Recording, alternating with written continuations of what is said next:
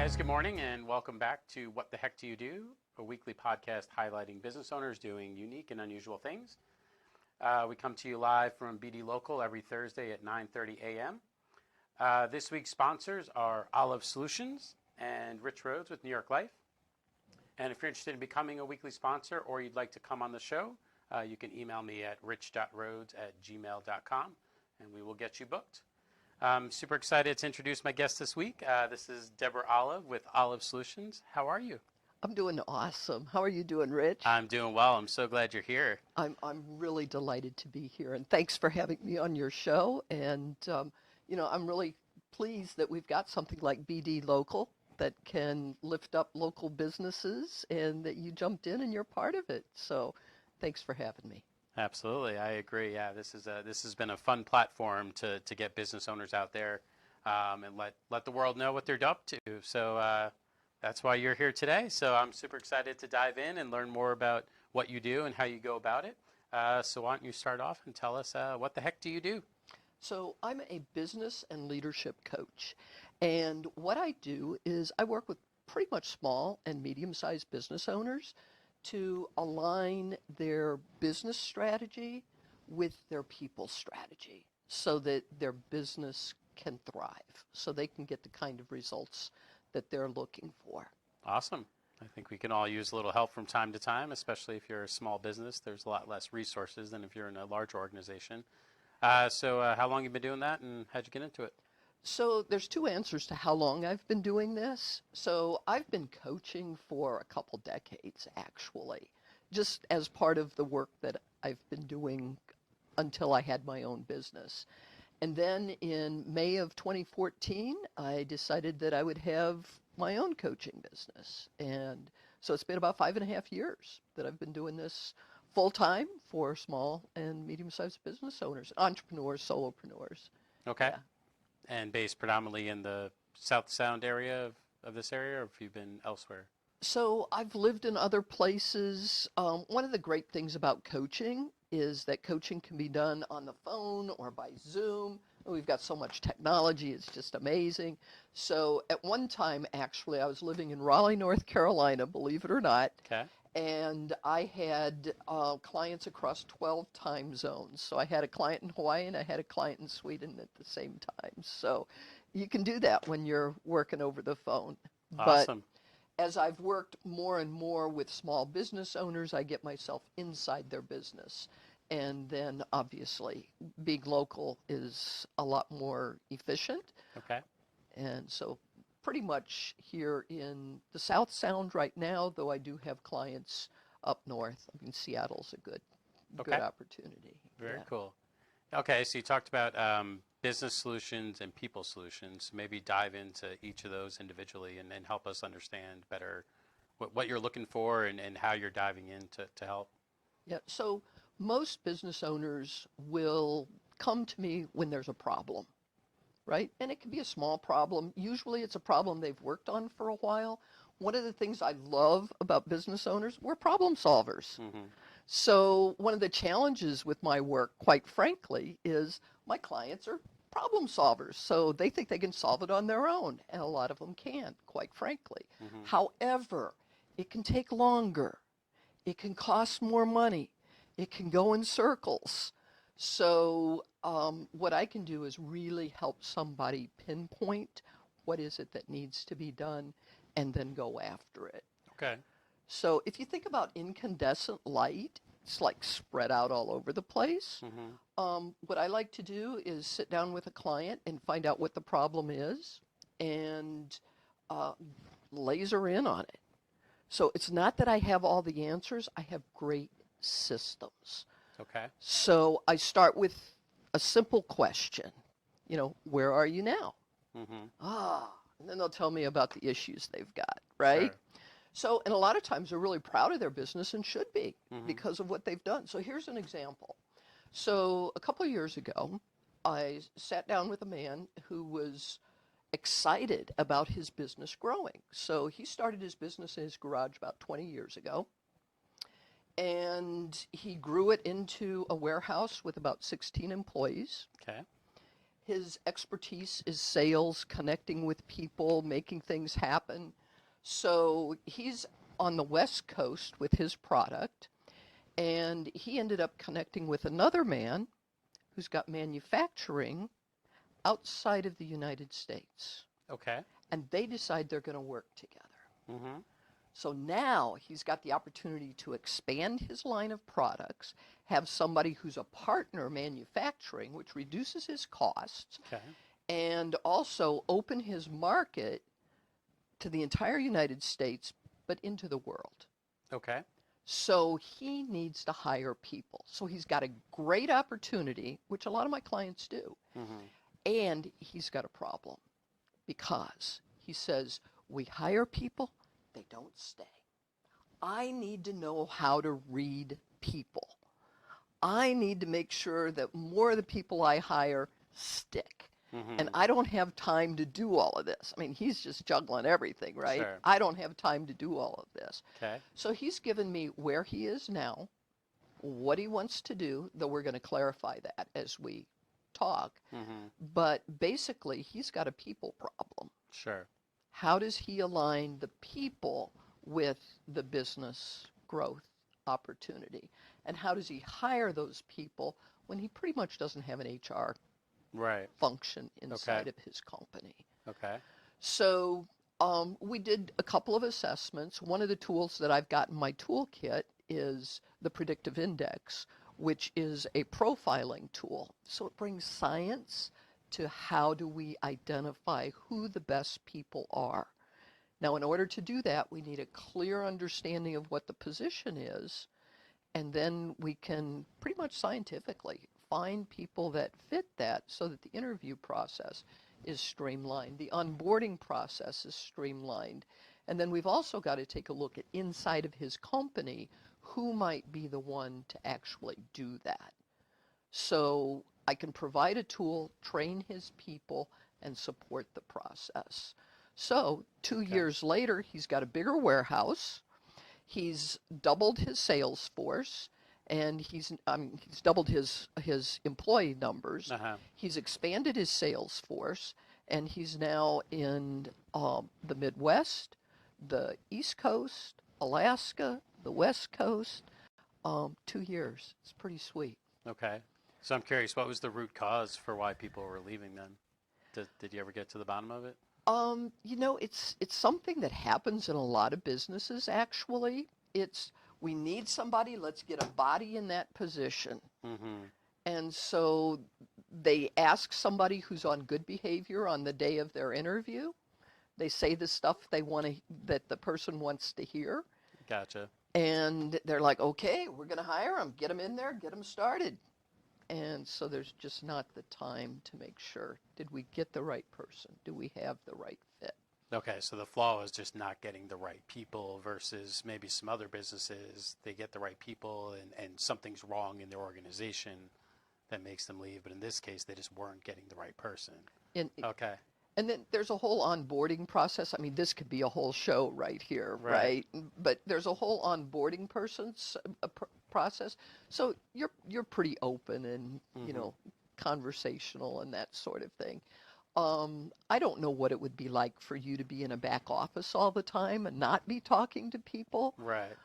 But if it's a bad fit, Gotcha. it's going to come up. And then people get disengaged. Gallup polls show that it's really crazy. Only about 40% of the workforce, probably less than that, is actually engaged in their job.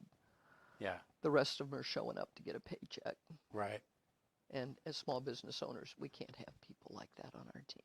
Yeah, I've read articles about that. So I think they called it like crazy. actively disengaged or something. It's like that, and they're showing up, but they're not really engaged. And you think about the damage that can do to your brand if somebody's representing it, right? But not hugely. their heart's not in Think it. about rowing well, I did dragon boating for a while. So you've got 20 people in the boat and you're paddling on the. So if everybody's engaged and paddling, that boat goes really fast. Yeah. If you've got some people who aren't engaged, well, they're carrying weight, but they're not pushing things forward. Mm-hmm. Now, if you've got somebody who wants to stick their paddle in and drag it, Yeah. Yeah, so there's all different levels of employees. We've got some paddle draggers out there.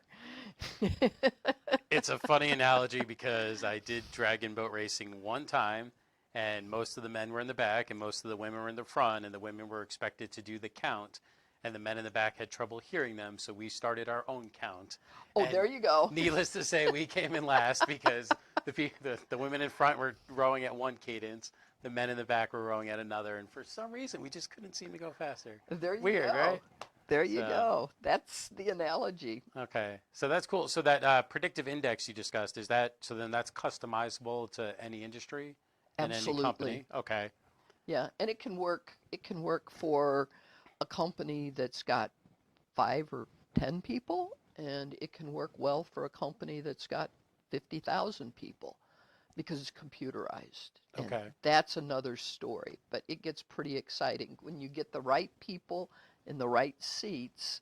What can happen with the organization? So okay. So once you customize that predictive tool for a company, is it is it reading resumes, or are you putting in, like, how does it, I'm actually curious, like, how it actually works. Like, is it you input like a resume and it tells you whether or not it matches, or does it just tell you what to put in the job posting to make sure you get the right people? So there's a combination of things. So basically, it's a analytical tool, Mm-hmm. and you've probably taken personality profiling Mm-hmm. tests or something along the way. Well, this is pretty sophisticated. Okay. It's been around for 65 years, and they just keep making it better and better. Okay. So it's pretty sophisticated. So in about 6 minutes with 2 questions, it can profile somebody in 4 different areas that when you start looking at the combinations, Mm-hmm. you can really start dialing it in to a particular position. Gotcha. So it starts by having the position dialed in, Mm-hmm. and then you're looking at, and so it's like 4 dots on a graph, and then you're looking at that individual, and are they dialed in as well? Okay. Do they match? Do they Gotcha. match the job description? So the Interesting. person who's doing the interviewing is still looking at the resume. They're still doing an interview. Mm-hmm. So this is one part of that process. Sure. But what it does is it identifies what drives people. It Okay. identifies what's under the hood that we don't necessarily see when we're just talking with somebody. Gotcha. When they're maybe telling you exactly what you want to hear to get the job, right? And they may not know what drives them. It's possible. Oh, sure. Yeah. Yeah, yeah. Okay. So it's an awesome scientific tool to help do that. That's one of the tools I've got in my toolkit, but it's a great way to transform an organization. Okay. No, that's super cool. I love that. So talk then maybe about the business side of things and sort of your process for looking at sort of operations and processes and how that's working. So the first thing that I do is look at the vision. So there's 3 different pieces. There's the vision, Mm-hmm. there's productivity, which is the processes and so on and so forth.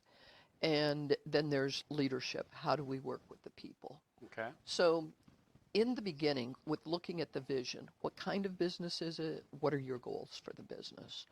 And where are you in the business? So there are some assessments that I do, and not everybody does all the assessments. That's where having the conversation. So one is called a leader dashboard, and what I do is I give the business owner some questions, Mm-hmm. and they go offline, think about it, and then we come back maybe a week later, and we go through it. And so we're going to be looking at the big picture, the vision, and then we're just going to cascade down what's your mission, what are your key performance indicators, Okay. what are your milestones, what are your major goals, how are you getting those affected. So we're just kind of trickling down from the big picture to which areas have you selected to now how are you getting it done. Okay. And what usually happens is I have a conversation which then goes into coaching. So I might ask you, well, as you went through that process, what did you notice? Mm-hmm. Oh, I noticed my vision is really clear. Yeah. Yeah, boom, tell me about it. Back and forth, Okay. Well, then I got down to the goals.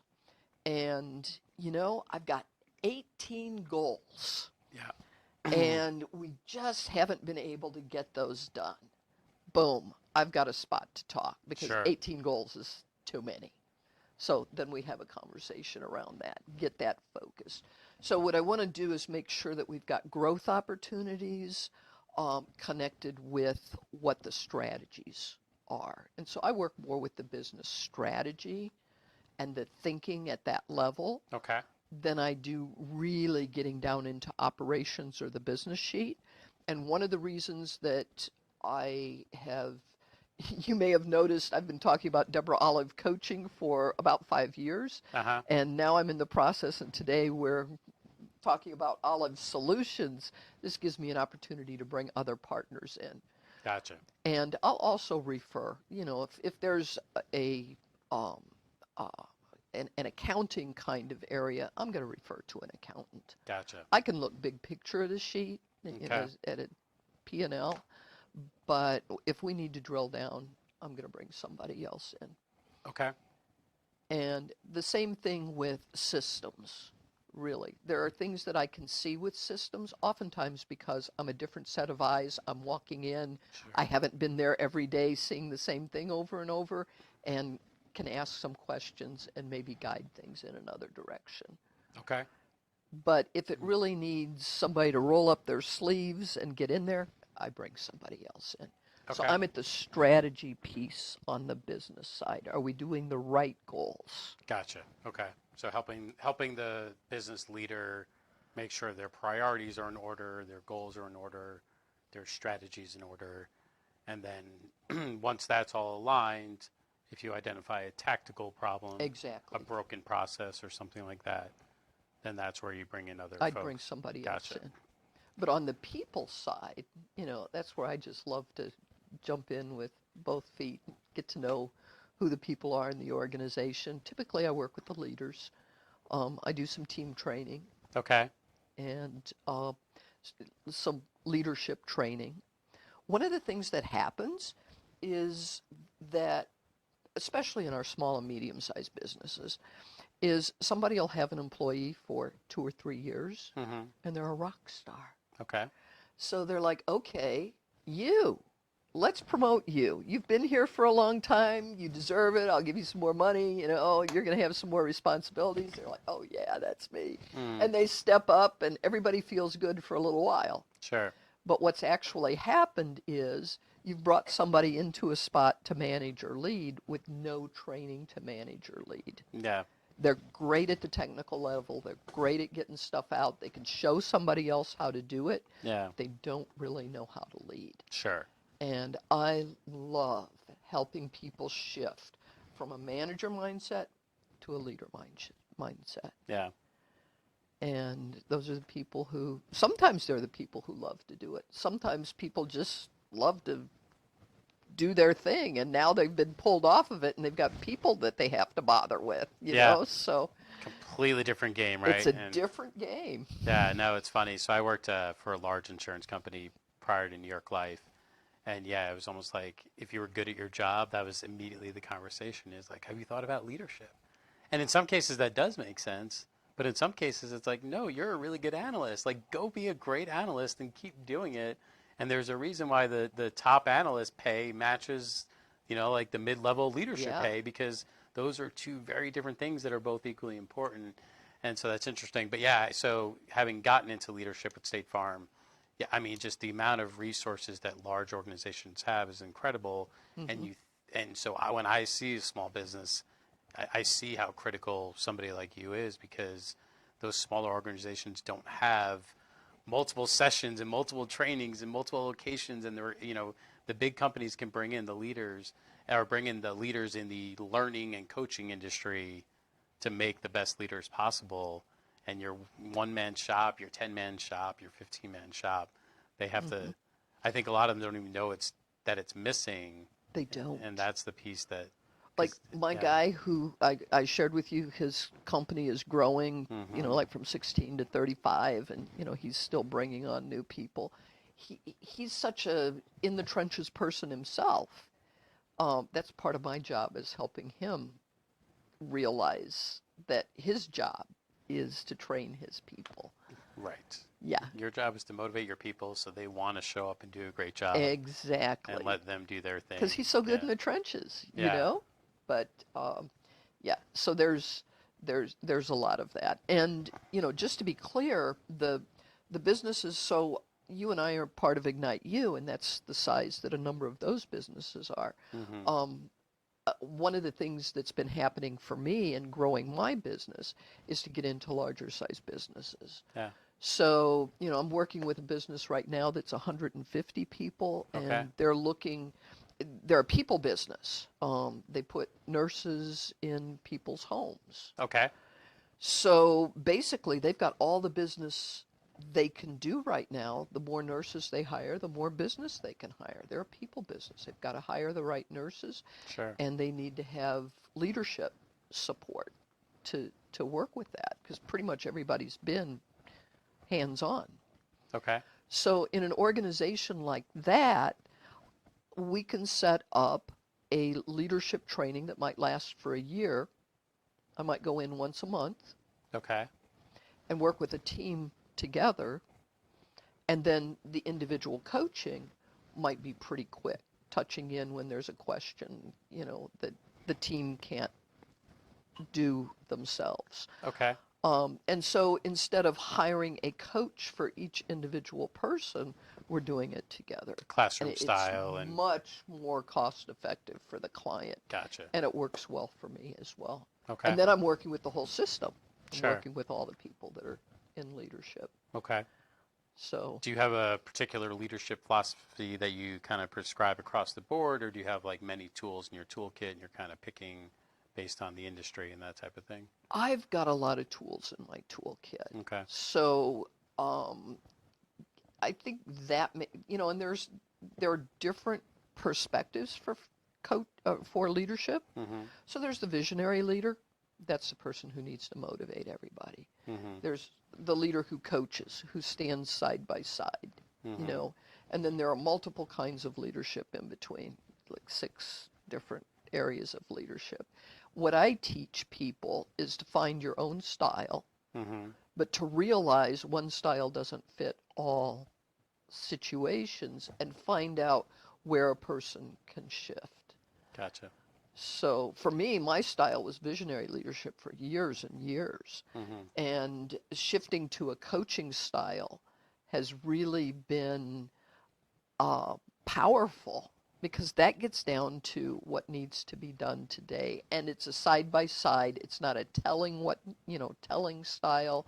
It's an encouraging style. It's a people building style. It's an empowerment style.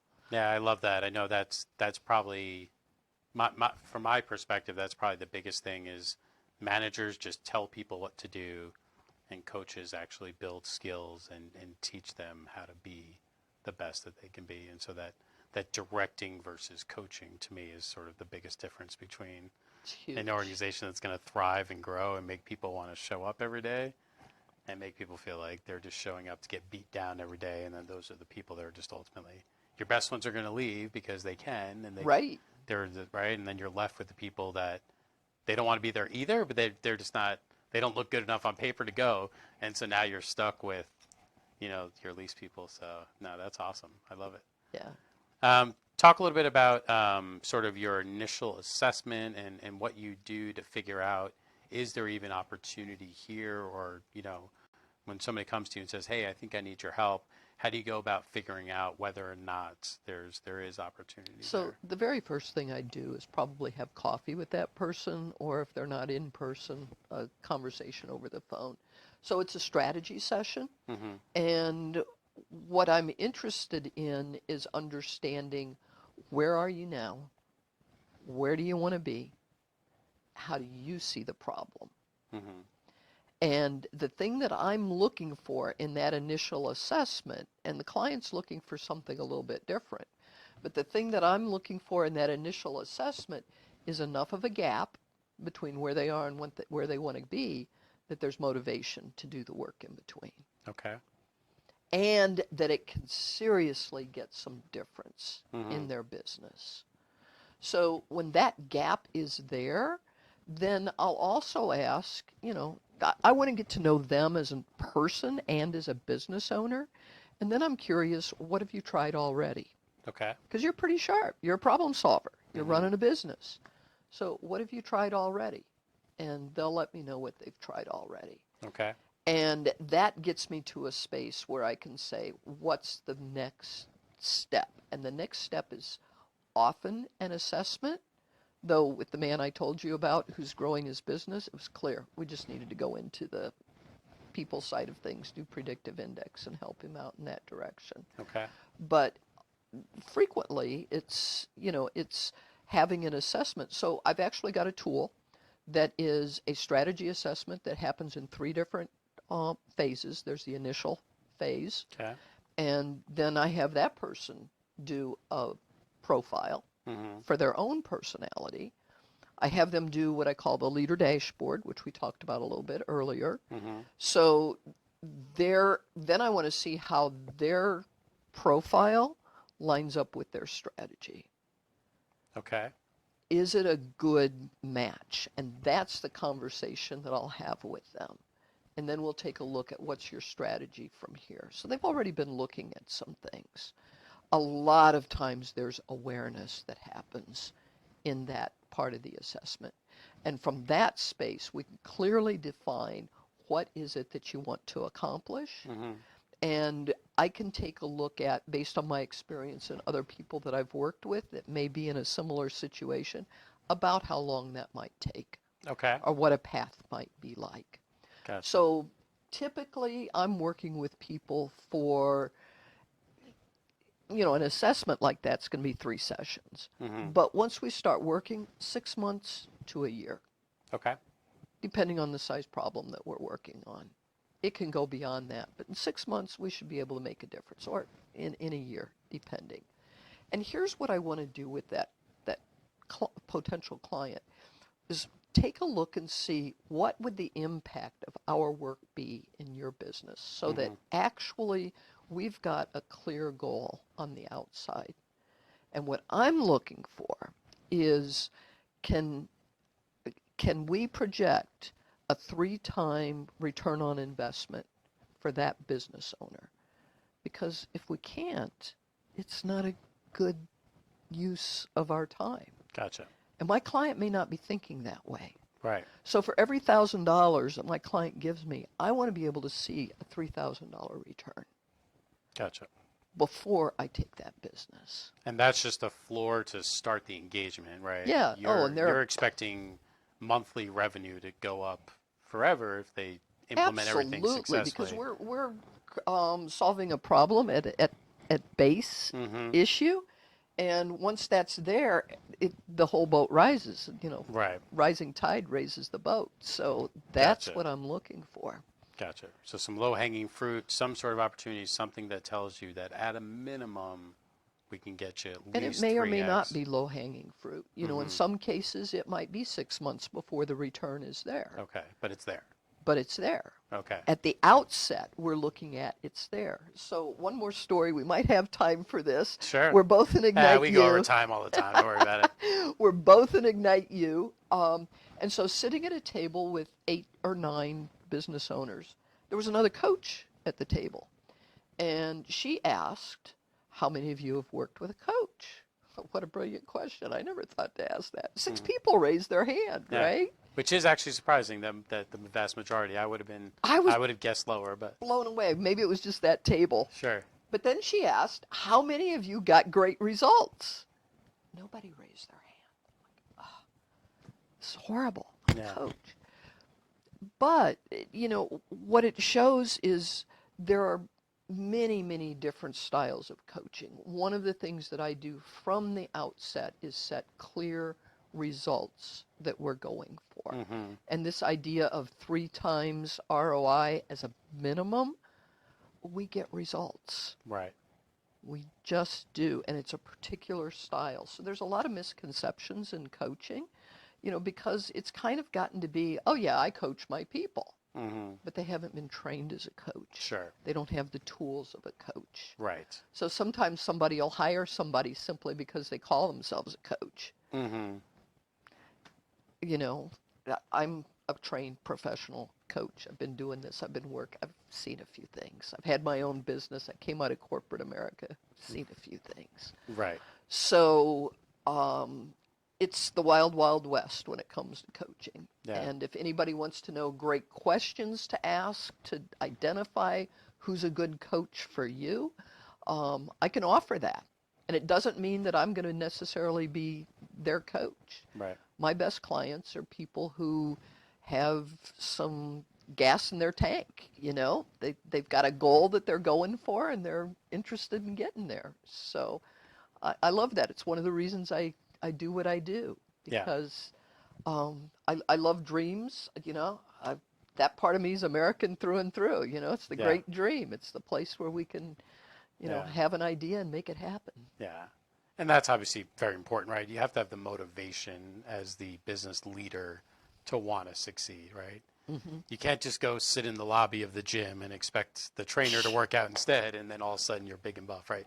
You have to show up ready to do the work. Yeah. And I think that I love the idea of sort of you identifying that initial ROI, because I think, to me, that would maybe motivate somebody who's maybe a little skeptical of a coach, or they know they need help, but maybe they're not fully admitting they have a problem, to know that you're coming in saying, okay, for every dollar that you give me, we can clearly see at least $3.